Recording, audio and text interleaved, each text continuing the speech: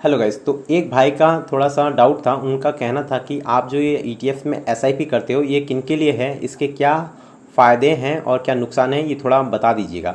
तो यहाँ पे मैं बता देना चाहता हूँ कि जो नए ट्रेडर्स हैं जो यहाँ पे ईटीएफ में अभी फ़िलहाल ही इस चैनल को ज्वाइन किए हैं, अगर आपको कुछ भी नहीं पता तो सीधा सा हम लोग का जो ये ट्रेडिंग स्ट्रेटेजी है इसको मैं एक बार रिपीट कर देता हूँ आप लोगों के लिए।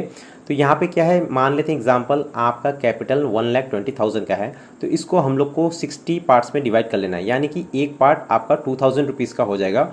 और हम लोग को फिर डेली जो बाई करना है ईटीएफ अपने गूगल फाइनेंस सीट के हिसाब से एक ईटीएफ बाई करते हुए चलना है।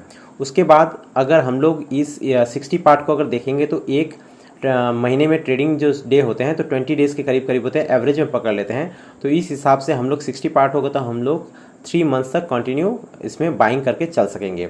तो हम लोग को उसके बाद हम लोग को क्या करना है, जब पहला हम लोग ने ईटीएफ बाई कर लिया और वो ईटीएफ हम लोग का कुछ दिनों बाद अगर -5% पहुंच जाता है तो उस समय हम लोग का क्या करना है, फिर से 2,000 रुपीज़ का वो सेम ईटीएफ को हम लोग परचेस कर लेना है। और उसके बाद अगर फिर आपका जब प्रॉफिट आ जाएगा 6% का तो उसको प्रॉफिट बुक कर लेना है। अगर यहाँ तक तो आपका प्रॉफिट बुक किया इतना समझ गए होंगे। तो अगर मान लीजिए कि हम लोग ने फर्स्ट टाइम एवरेजिंग किया 5% पे, उसके बाद भी अगर मार्केट नीचे चला गया तो आपको वेट करना है 7 to 10%, -7 to 10% तक आपका जब आ जाए तो फिर से आप और एक बार क्या करेंगे, 2,000 का फिर से आप एवरेज कर लेंगे।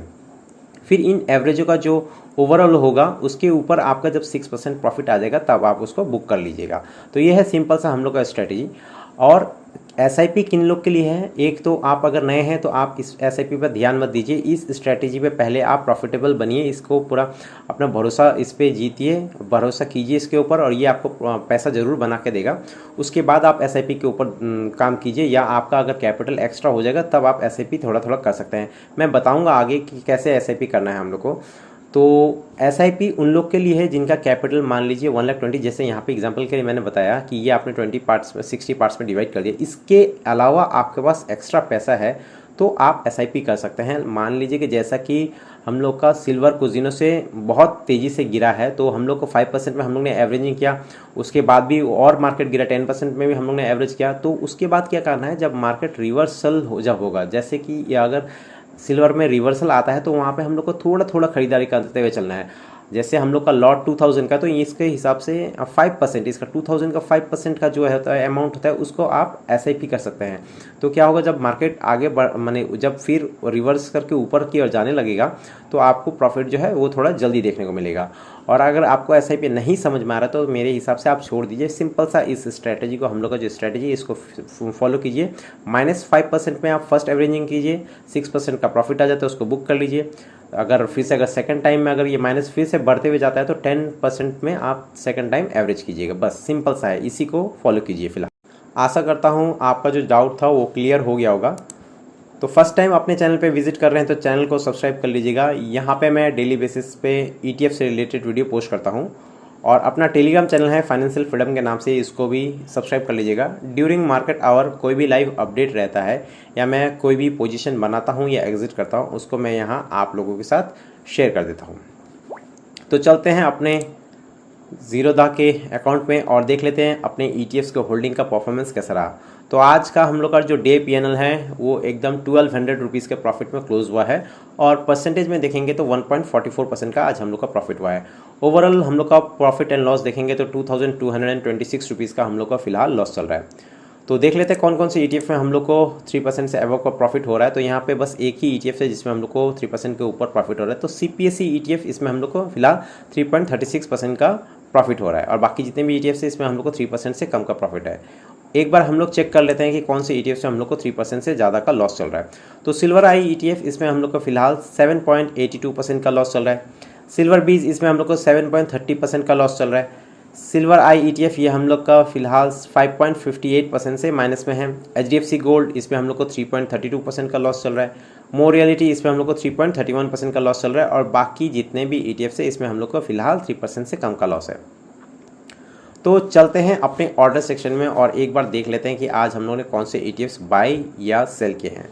तो यहाँ पे ऑर्डर सेक्शन में आ जाते हैं। तो यहाँ पे आपको टोटल 7 ईटीएफ्स या 7 ऑर्डर्स दिख रहे होंगे, जिसमें से 2 कैंसिल हैं। तो हम लोग ने आज ट्राई किया था कि मॉन Q50, इस पर हम लोग नया लॉट लगाया, पर यहाँ पे मार्केट अभी तक स्टेबल नहीं हुआ है, तो इसको मैंने बाद में इसको कैंसिल ही कर दिया।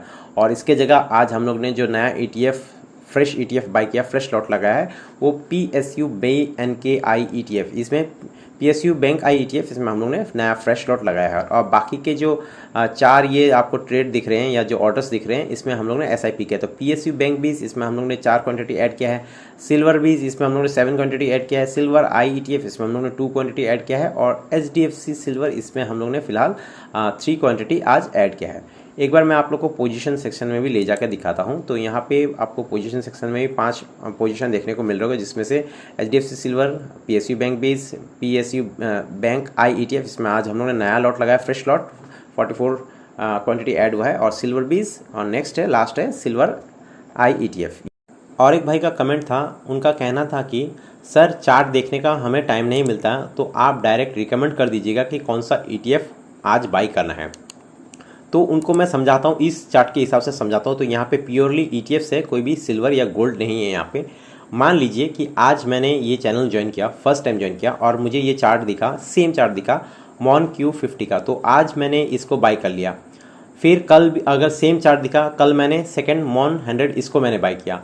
और फिर इसके बाद क्या होता है, कोई एक नया सब्सक्राइबर ज्वाइन करता है, तो उसके लिए कल ये सेम चार्ट ही है, तो उसका क्या बाइंग होगा, उसका फर्स्ट बाइंग होगा मॉन Q50।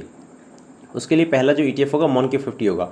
अगर मैं बताता हूँ कि आपको मफांग बाई करना है, थर्ड में मफांग बाई करना है, पर उसके लिए तो मॉन Q50 आ रहा है, तो यहाँ पे क्या हो जाता है, आप अगर डिफरेंट डे में आप लोगों ने ज्वाइन किया होगा, सब एक साथ तो ज्वाइन नहीं हुए, सब अलग अलग ज्वाइन हुए, तो सबके लिए डिफरेंट होगा। इसलिए मैं क्या करता हूँ, चार्ट यहाँ पे डाल देता हूँ, तो आपका जो पोर्टफोलियो आप खुद देख पा रहे हैं, तो आपको दिख रहा होगा कि हाँ मेरा मॉन Q बाई किया हुआ है, मेरा मॉन 100 बाई किया हुआ है। अब मुझे मफांग मेरा पे नहीं है, मेरे लिस्ट में नहीं है, तो मैं मफांग को बाई करूँगा। और किसी और का अगर होगा कि उसका मॉन Q बाई किया हुआ है, मॉन 100 भी बाई किया हुआ है, मफांग भी बाई किया है, तो वो क्या करेगा, कंसीडर कौन सा क्यों करेगा, वो PSU बैंक भी इसको कंसीडर करेगा। तो इस हिसाब से सबका अलग अलग रहेगा। अगर मैं बता देता हूँ कि हाँ आज मॉन Q50 बाई करना है सबको, तो सब लोग बाई कर लेंगे, मानता हूँ। पर किसी का अगर पहले से बाई किया होगा, तो वो फिर से बिना मतलब कि उसका अगर 1% प्रॉफिट में चल रहा है या 1% लॉस में चल रहा है, तो वो फिर स्ट्रेटेजी से अलग हो गया।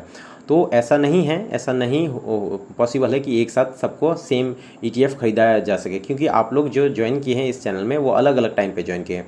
और ETF खरीदने का कोई भी टाइम नहीं होता है, आप कभी भी ETF खरीद सकते हैं। ETF में बस आपको पेशेंसली वेट करना पड़ता है, और आपका जो टारगेट है 6% का, वो जब भी अचीव होता है उसको बुक कर लेना पड़ता है, या तो फिर आपका जब लॉस होता है 5% का, उस पर आपको एवरेज करना रहता है। बस इतना सा है, सिंपल सा। तो आप इस चार्ट को देखिए मेरे हिसाब से। और अगर आपके पास चार्ट देखने का टाइम नहीं है, तो मैं बेस्ट बोलूँगा कि आप ETF में SIP कर लीजिए, स्टॉक SIP बोलते हैं। तो उसके लिए आप बेस्ट रहेगा एंजल वन का अकाउंट खुलवा लीजिए। तो अगर आपको एंजल वन का अकाउंट खुलवाना है, तो वीडियो के डिस्क्रिप्शन में लिंक दिए होगा, वहाँ से जाके आप एंजल वन के अकाउंट एकदम फ्री में खुलवा सकते हैं। वहाँ पे आपको ऑप्शन मिल जाता है कि आप ETFs में SIP कर सकते हैं। ETF में SIP कैसे करते हैं, इसके ऊपर मैं एक डेडिकेटेड वीडियो बना दूंगा। तो जिनके पास टाइम नहीं है, उन लोग के लिए बेस्ट रहेगा कि आप लोग ETF में SIP कर लें, तो वही आपके लिए सबसे सही रहेगा। तो अपने चैनल पे टोटल हो चुके हैं 863 सब्सक्राइबर। अब वीडियो पसंद आया होगा तो वीडियो को लाइक, शेयर एंड सब्सक्राइब कर दीजिएगा। मिलते हैं कल और एक वीडियो के साथ, तब तक के लिए बाय एंड टेक केयर।